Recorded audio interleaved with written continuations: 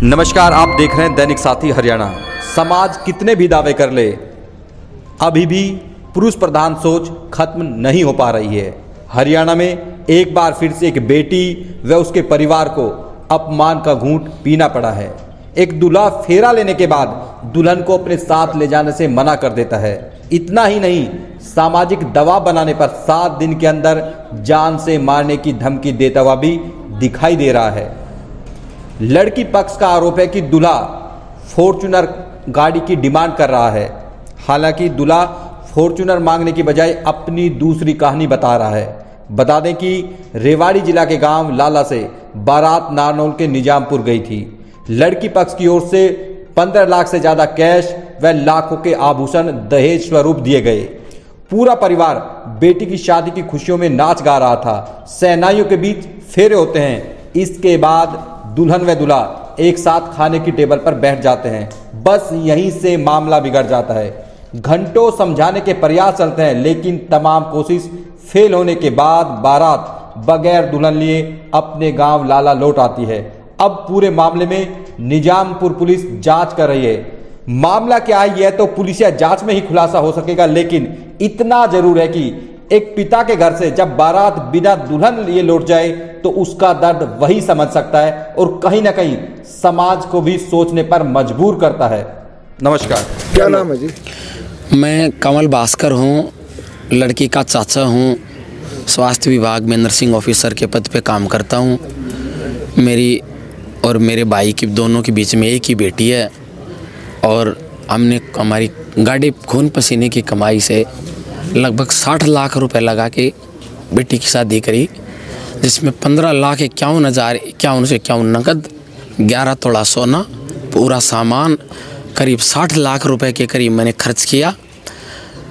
शादी होने के बाद, फेरे के बाद में लड़का कहता है, और इनका जो इनकी एक सगी मौसी, नाम पता ना मालूम, इनका ताऊ सतीश बिचौला, इनके पिता प्रदीप कहते हैं कि हमें लड़की से अकेले में बात करनी है। हमने कहा ठीक है भाई, बात करो, हमें कोई दिक्कत नहीं है।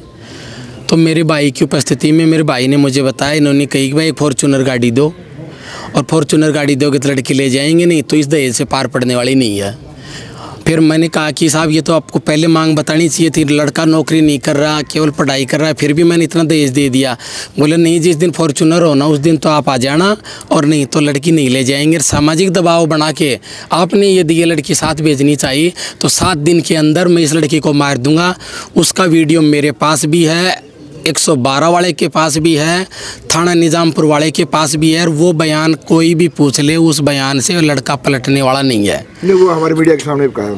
हाँ, मैं तो उस ठाकुर जी का एक धन्यवाद देता हूँ कि मेरी लड़की है वो घर से बाहर नहीं गई। मैं इसकी और अच्छे धूमधाम से शादी करूँगा, लेकिन यह है कि ये मुझे पहले ही पता चल गया। अभी कल ऐसा होता है कि ये लड़की ससुराल चली जाती और वहाँ मेरी बेटी को मार देते, तो मेरे पास तो कुछ नहीं था।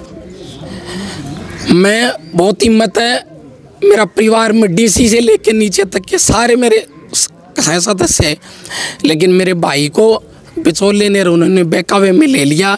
वो खुद पहले आर्मी में था, बाद में वो पुलिस की सर्विस कर रहा है, गुड़गांव में उसकी पोस्टिंग है।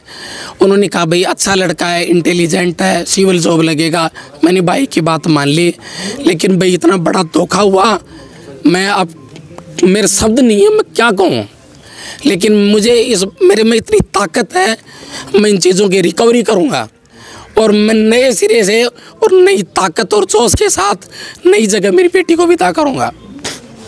धन्यवाद। कुछ लोग जो जानते क्या मामला है जी? मामला कुछ नहीं है, निजी बात है ये। मैं लड़की को नहीं ले जाना चाहता। मेरा ये पूछना था, ये मेरे अंदर का अपना एक डर भी है, एक सवाल भी है कि भाई कल को, आज मैं कुछ भी हूँ मेरे पापा की वजह से हूँ, कल मान लो मेरे पापा को कुछ हो जाता है तो जब मैं अपनी जवाबदारी लूँगा तो उसमें मैं मान लो कल मेरे को पशु रखने पड़ेंगे, भैंस रखता हूँ, गाय रखता हूँ, तो क्या लड़की उसका काम करेगी?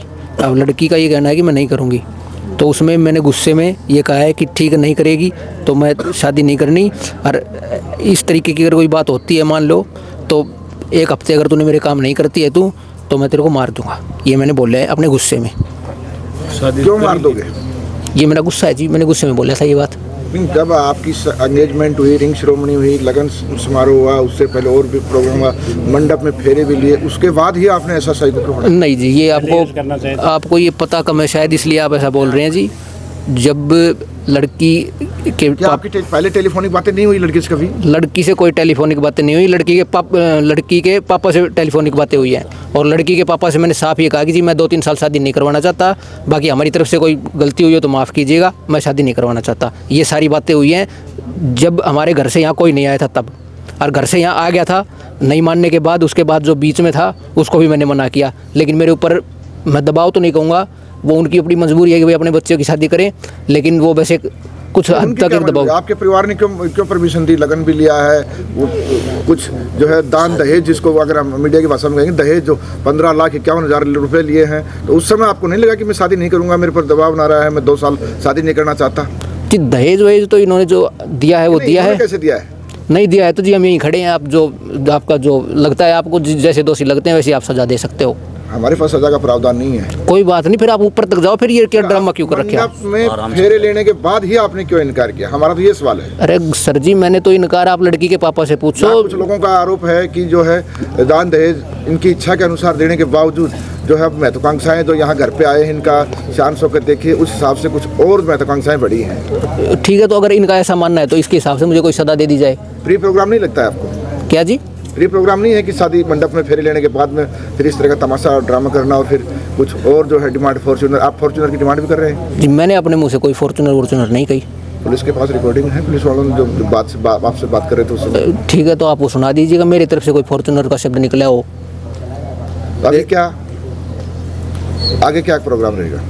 आगे का जी यही प्रोग्राम है कि जी लड़की मेरी कुछ इन बातों से या मेरे को पसंद नहीं है जी। उसकी लाइफ में जो अभी दूज भर का जो धब्बा लग गया है, उसको कौन मिटाएगा? उसको जी आप समाज जो फैसला लो वो ले लो।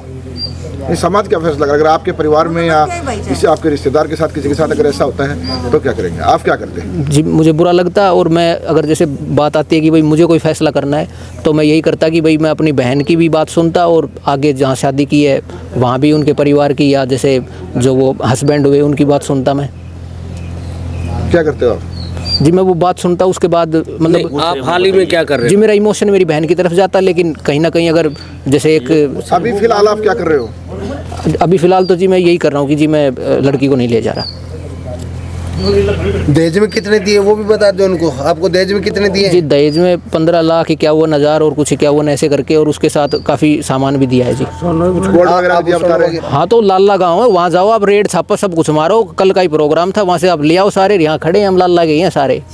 अब मेरे को याद थोड़ी रिकॉर्ड, दो अंगूठी पहनाई थी मेरे को सोने चांदी की, एक चैन पहनाई थी, उसके अलावा और काफ़ी सारा सामान जो वो लिस्ट वगैरह में बोला था घर पे रखा है, वो लाला गाँव है जी। क्यों छोड़ के आया? आप पहन के नहीं आया? आपकी शादी थी तो आज पहन के क्यों? ये तो अपनी मर्जी है जी। मैं तो अपने हाथ से पेन चलाना पसंद करता हूँ। ये चैन वैन गुट्ठी घड़ी है डबट्टी कुछ पसंद नहीं करता मैं तो। मैंने कल जैसे वो भाई देते हैं मम्मी को जोड़ी वगैरह, तो उसी टाइम पे मैंने गुट्ठी चैन अपनी मम्मी को दे दी थी। आप ये जो आपके जो बंधन में बांधा है वो हटा दिए, ये माला भी हटाइए, ये टोपी भी हटाइए, ये जो भी कुछ था मैंने हटा दिया। आप ये काम पहले आप अपनी मर्जी करेंगे जी? इज्जत का ख्याल है, जब इमोशनल सोच रहा हूँ मैं, और बाकी अभी तो फिर बाद में बहाना नहीं हुआ कि गोबर उठाएगी वो निकलेगी, तो आम गृहणियाँ करती हैं। नहीं बहाना, बच्चे हैं अभी वो कह जाए तो घर में जाकर कौन काम नहीं करता, सब कोई करता है जी। मेरे को तो देखो जितना पता था मैंने उतना बोल दिया, और बाकी मैं ज़्यादा जानता भी नहीं हूँ जी।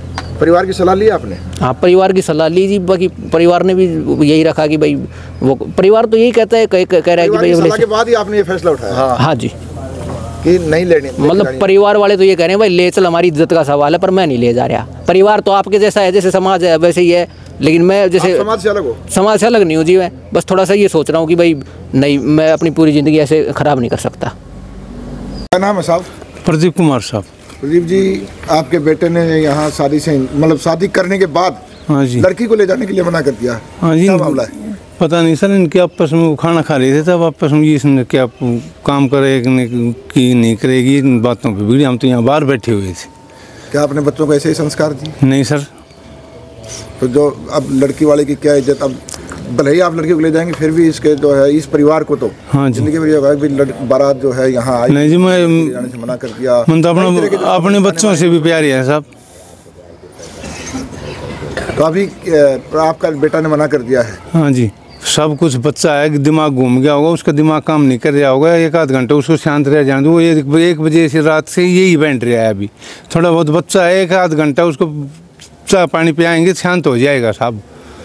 यहाँ रात 1 बजे से लोग मनोमंगल कर रहे हैं। एक साथ उसके हम 40 आदमी से एक साथ उसको कोई कुछ कर रहा, कुछ उसका थोड़ा दिमाग सेंटर में नहीं आ रहा है, पता नहीं कि कुछ हो रहा है दिमाग में सर, या भगवान ने ऐसी करनी थी। अभी हम क्या कर सकते हैं? परिवार की तरफ से आपको कोई दिक्कत आई यहाँ पे? नहीं जी, कोई दिक्कत नहीं। परिवार मेरे जैसा है जी, कोई परिवार में कोई कमी नहीं आई।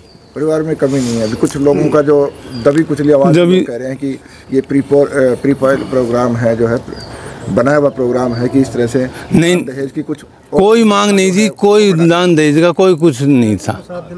तो इतने पैसे देने के बावजूद भी फिर नहीं जी, पैसे की भी कोई हम उसमें नहीं करिए मांग रहा है ना जी। हमने कोई कुछ मांग ही नहीं है हमारी किसी भी चीज़ की। तो वो तो लड़की को मारने की भी कह रहा है ना जी, ना ये अपने बच्चे को कौन मार देगा जी? वो तो मेरा कोई 2-3 थोड़ी ना जी। वो तो सरेआम हमारे कैमरे पे कह रहा है कि मैं 7 दिन बाद मार जी। वो तो पता नहीं, उसका दिमाग काम नहीं कर रहा। अभी हमारे को भी कह रहा है, तू मेरे पापा नहीं है, दूर चले जाओ। उसको दिमाग में सेंटर में कुछ खिला रखा है उसको किसी ने, या उसका दिमाग काम नहीं कर रहा, पता ही नहीं क्या हो रहा। हो जाएगा 1-2 घंटे में ठीक बच्चा है, मैं कह रहा हूँ 1-2 घंटा उसको शांति एक साइड में बैठेगा, आ जाएगा तसल्ली पे।